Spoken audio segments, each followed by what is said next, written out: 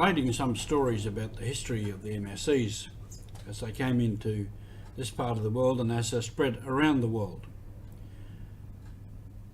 Only in 1882 was the first mission outside of Europe sent to Melanesia and Micronesia. And I've told you stories about this, that they came, and eventually the second leader, Andre Navarre, got them through to Australia and began the mission. So they left in 1882, and they came through to Sydney. Then they went back to what was New Pomerania, now New Britain. In 1883 they began the mission on Matapit Island. In 1885 around to Yule Island and began there with an establishment on Thursday Island, and arriving in Sydney also in 1885, or at least they had arrived before, but they had by 1885 established themselves in the parishes of Botany and Randwick. So this is Mission Alive. This is Roger from the MSC Mission Office. In this we can see that these early missionaries were on the move.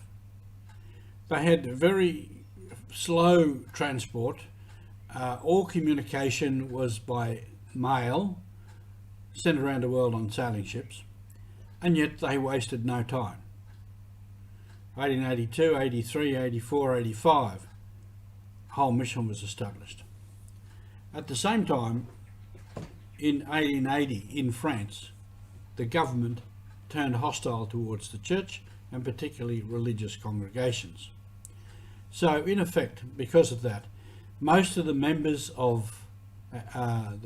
priests and brothers and seminarians of this young congregation had to leave France, and they were settled in Spain and the Netherlands. So they began 2 new provinces there. At this time too in Australia, the group was growing and expanding. In the early days, young men wanted to join us, so they accepted some, and the only place they had was Randwick, and it was becoming overcrowded with these young men wanting to join us, being novices and scholastics or students, and also missionaries coming and going. Some missionaries coming who were sick, needed medical assistance, others who were passing through, either coming from the missions or to the missions. So there was a constant need for accommodation. So they built the monastery up here on the hill, which I've referred to, and there was overcrowding of novices, students, staff and priests who were engaged in parish and other work. So this new province, which was established in 1905, was on the move and growing. And of course all this required funding. And they kept asking our people in Europe, in France, for support, for funding. And of course with the situation there wasn't any funding. So there was a lot of tension, a lot of difficulty, a lot of crisis in all of that. In the meantime, the congregation was spreading. In 1882, went to England, and as I just mentioned, out here to Papua New Guinea.